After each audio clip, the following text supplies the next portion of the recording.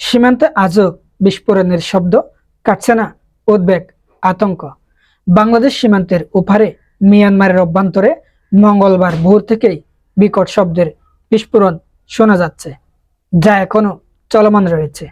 বিকট এই বিস্ফোরণে সীমান্তের এপারের মানুষ ধারণা করছে ওপারের দুই পক্ষের মধ্যে তুমুল সংঘর্ষ চলছে।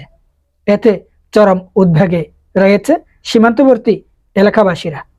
মঙ্গলবার 13 ফেব্রুয়ারি ভোর থেকে টেকনাফের শাহপুরের দ্বীপ সীমান্তের নাপ নদীর ওপারে মিয়ানমারের মংডু টাউনশিপের আশেপাশে 3 ও 4 কিলোমিটার নামক এলাকায় ভোর 4টা থেকে সকাল 7টা পর্যন্ত প্রচুর গোলাগুলি হয়েছে। এখনো থেমে থেমে শোনা যাচ্ছে এসব গুলির শব্দ। টেকনাফের হোয়াইকং ইউনিয়নের 1 নম্বর ওয়ার্ডের ইউনিয়ন পরিষদ সদস্য জালাল আহমদ ও সাবরাং ইউনিয়ন পরিষদের সদস্য রেজাউল করিম এসব তথ্য নিশ্চিত করেছেন। গত 15 দিন ধরে সীমান্তবাসীর অস্বস্তি ও উদ্বেগের কথা প্রকাশ করে জালাল আহমদ বলেন, কোনোভাবেই যেন স্বস্তি নেই এলাকাবাসীর মনে। গত সোমবার দিনব্যাপী হোয়াইকং এর লম্বা বিল ও উনচিপ্রাং সীমান্তের নাপ নদীর ওপারে থেমে থেমে বিস্ফোরণের শব্দ শোনা গেছে। আজও সেই সংঘর্ষ বা যুদ্ধ চলছে।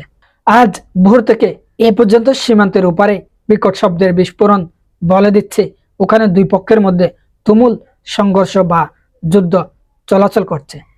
নানা মাধ্যমে যে তথ্য পাওয়া যাচ্ছে তাতে বলা হচ্ছে মিয়ানমারের চাকমাকাটা, কোয়াংসিমন ও কুমির খালি এলাকায় বিজেপির ঘাঁটি ঘিরে এই সংঘর্ষ।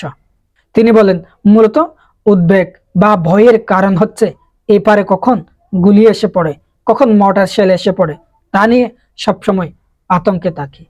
হোয়াইকং ইউনিয়ন পরিষদের চেয়ারম্যান নূর আহমদ আনোয়ারি জানিয়েছেন, নাপ নদীর ওপারে বিস্ফোরণের শব্দ গতকাল সোমবারের তুলনায় আজ মঙ্গলবার ভোর থেকে বেড়ে গেছে।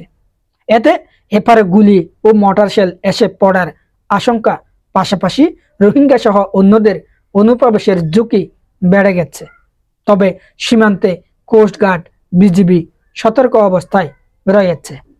বিজিবির টেকনাফের 2 ব্যাটালিয়ন অধিনায়ক লেফটেন্যান্ট কর্নেল মোহাম্মদ মহিউদ্দিন আহমদ জানিয়েছেন, নাপ নদ অতিক্রম করে মিয়ানমারের রোহিঙ্গা সহ কোনো দুষ্কৃতকারী যেন অনুপ্রবেশ করতে না পারে সেজন্য অতিরিক্ত বিজিবি মোতায়েন করা হয়েছে। সোমবার পর্যন্ত অনুপ্রবেশের চেষ্টাকারী 137 জনকে প্রতিহত করেছে বিজিবি।